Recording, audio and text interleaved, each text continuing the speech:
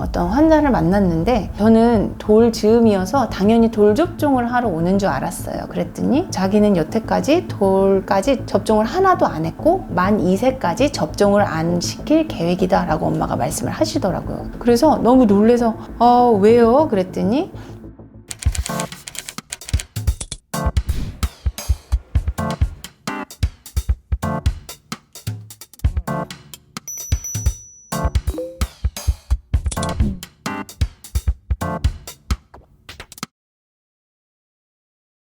안녕하세요. 우리 아이를 위한 클릭 우아클의 김규현입니다. 요즘 굉장히 모든 국민들이 관심을 받고 있는 단어가 있죠. 바로 백신입니다. 예방주사. 어떠한 거든 예방주사를 맞고 싶어 하는 사람이 있을까요? 근데 생각해보면 지금만큼 예방주사를 맞고 싶어 하는 사람들이 적극적으로 있는 경우도 참 드문 것 같다는 생각을 했습니다. 예방주사는 왜 맞아야 될까요? 말 그대로 뭔가를 예방을 하는 거죠. 내가 그 병에 진짜로 걸리면 너무 많이 아플 수 있고 심하면 정말 사망에까지 이를 수 있고 아니면 후유증이 너무너무 심하기 때문에 또는 전파력이 너무 세서 내가 걸리면 너무 많은 사람들을 한꺼번에 감염시킬 수 있기 때문에 가짜로 그 병에 걸린 것처럼 우리 몸을 면역을 훈련시키는 게 바로 예방주사라고 생각을 하시면 됩니다.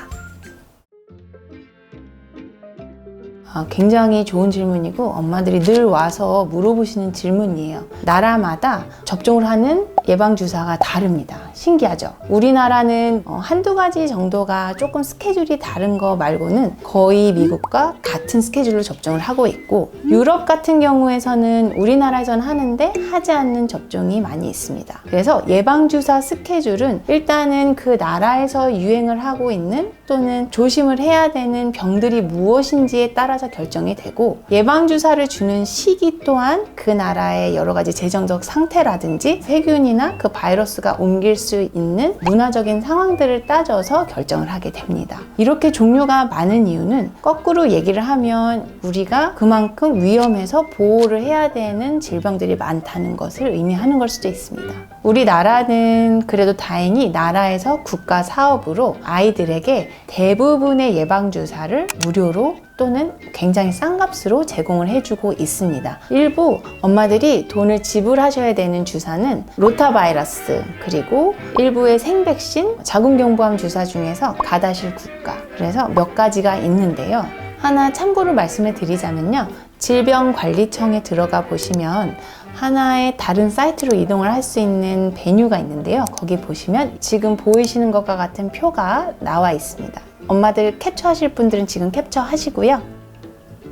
네. 그리고 저는 예방접종 도우미 어플을 가지고 있어요. 그 어플에 보시면 아이들마다 맞은 주사는 색칠이 돼서 표시가 되어 있고 다음 주사는 언제인지도 저희가 같이 알 수 있는 좋은 어플이니까요. 엄마들 같이 참고해 주셨으면 좋겠습니다. 횟수에 대해서 말씀을 드리자면요. 횟수 이전에 백신을 나누는 기준을 하나 설명을 드릴게요. 그냥 크게 보시면 생백신, 사백신이 있습니다. 그래서 생백신은 그 한자의 그 살생이에요. 그래서 어떻게 보면 진짜로 살아있는 나쁜 아이들을 독성을 뺀 거예요. 살아있는 거 자체로 넣어주기 때문에 상대적으로 사백신에 비해서 횟수가 적습니다. 왜냐하면 진짜로 그 나쁜 아이가 우리 몸에 들어왔기 때문에 그 병에 걸린 것처럼 우리 몸이 면역 반응을 일으키고 심한 경우에서는 그 주사를 맞고 꼭 그 병처럼 증상이 생기는 경우가 있어요. 예를 들면 MMR을 맞고 나서 콧물 기침이 난다든지 아니면 수두를 맞고 나서 몸에 이렇게 볼록볼록 뭐가 올라온다든지 이런 친구들이 있거든요. 그래서 생백신 같은 경우에서는 나이가 많아서 맞는 경우에서는 한 번, 아닌 경우에서는 2번. 그래서 상대적으로 횟수가 적고요. 사백신은 우리 몸에 들어오는 나쁜 녀석들의 일부, 예를 들면 병을 일으키는 독소라든지 그 나쁜 놈들을 이루고 있는 표면 단백질 이러한 것들을 가지고 주사를 만들어요. 그렇기 때문에 상대적으로 횟수가 3번, 4번, 5번까지도 있는 경우가 있습니다. 그래서 보통은 한 가지 종류는 예를 들면 사백신만 있고 생백신만 있고 이렇게 되는데 재미난 거는요. 일본 내용 주사 같은 경우에서는 생백신, 사백신이 다 있고요. 생백신 같은 경우에서는 2번, 사백신은 무려 5번이나 맞습니다. 그래서 여기 링크 보시면 되시는데요. 일본 내염에 대해서 제가 소개를 드린 영상이 있으니까 궁금하시면 같이 참고를 해주시면 좋을 것 같습니다. 그래서 횟수는 생백신이냐 사백신이냐에 따라서 조금 관리가 되는 부분이 하나 있고요. 그 다음에 나라마다 이 주사는 3번만 맞아도 되겠다라고 생각을 하는 경우가 있어요. 예를 들면 폐구균 주사 같은 경우에서는 우리나라는 총 4회를 맞는데 유럽 일부 국가에서는 3회 접종 스케줄을 가지고 있는 나라들이 있습니다. 이런 식으로 그 나라에서 생각하는 연구 기준들을 보고 이 기준에 따라서 우리나라는 재정 상황이 이러니까 몇 번에 맞추겠다라고 정책을 정하게 되는 거죠. 제가 금년 초에 어떤 환자를 만났는데 저는 돌 즈음이어서 당연히 돌 접종을 하러 오는 줄 알았어요. 그랬더니 자기는 여태까지 돌까지 접종을 하나도 안 했고 만 2세까지 접종을 안 시킬 계획이다 라고 엄마가 말씀을 하시더라고요. 그래서 너무 놀라서 왜요? 그랬더니 나쁜 거를 아이한테 주고 싶지 않다라고 말씀을 하시더라고요.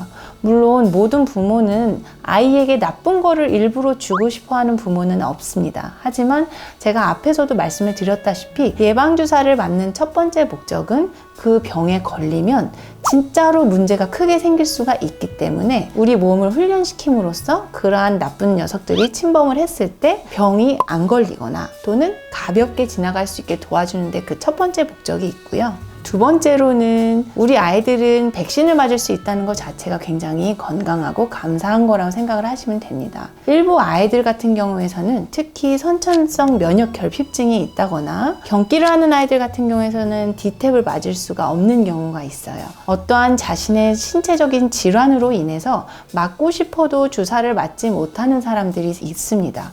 요즘 많이 들어보셨죠? 군중 면역이라고 해서 내가 예방접종을 통해 면역을 가짐으로써 그 사회에 전반적으로 면역이 다 형성될 수 있게 하는 것을 군중 면역이라고 얘기를 하는데 우리가 이렇게 군중 면역을 형성함으로써 진짜로 맞지 못하는 아이들을 같이 보호해주는 역할이 있다는 것을 기억을 하시고 저는 그 엄마한테 조금 세게 얘기했습니다. 엄마가 예방주사를 맞추지 않는 거는 엄마의 의무를 다하지 않는 겁니다 라고 말씀을 드렸습니다. 물론 예방주사를 맞고 후유증이 있는 안타까운 경우가 없다고 말씀을 드릴 수는 없어요. 하지만 최대한 우리 의사들도 그리고 부모들도 밀접하게 아이를 관찰을 하면서 이러한 부분들을 최소화하고 모두가 건강할 수 있는 사회를 만드는 게 예방접종의 가장 큰 목표이기 때문에 맞기 싫으시더라도 맞추기 싫으시더라도 같이 접종을 하시는 게 반드시 중요합니다. 첫 번째로는 예방주사 전날은 푹 쉬시는 게 그리고 예방주사 당일도 푹 쉬고 잘 자는 게 면역 형성에 좋다라고 합니다. 작은 아이들 같은 경우에서는 예방주사 맞으러 오기 전에 목욕을 씻기고 오시는 게 좋고요. 보통 저희가 말씀을 드리기로는 오전에 접종을 하면 큰 아이들 같은 경우에서는 그날 저녁에 흐르는 물로 샤워를 간단히 하는 건 괜찮다라고 말씀을 드리지만 그냥 보통 만 하루 정도는 목욕을 하지 말라라고 하니까요. 이 부분도 같이 신경 써주시면 좋을 것 같습니다. 그 다음에 열 같은 경우에서는요 예방접종 후 열이라 그래서 주사 맞고 나서 만 2, 3일 정도까지는 열이 날 수 있으니까요 애가 너무 처지거나 힘들어하는 경우가 아니라면 집에서 해열제를 주시면서 조절하시는 것이 좋습니다. 오늘은 예방접종에 대해서 알아보았어요. 예방접종은 정말로 교과서 두꺼운 거 하나가 나올 정도로 굉장히 심도 깊은 과목이기 때문에 제가 이렇게 짧게 말씀드리기에는 너무 부족해서 다음에 또 준비를 더 해보도록 하고요. 오늘 내용이 여러분에게 도움이 되셨다면 구독과 좋아요를 눌러주세요. 저는 다음 편에서 더 재미난 내용으로 찾아뵙도록 하겠습니다. 감사합니다.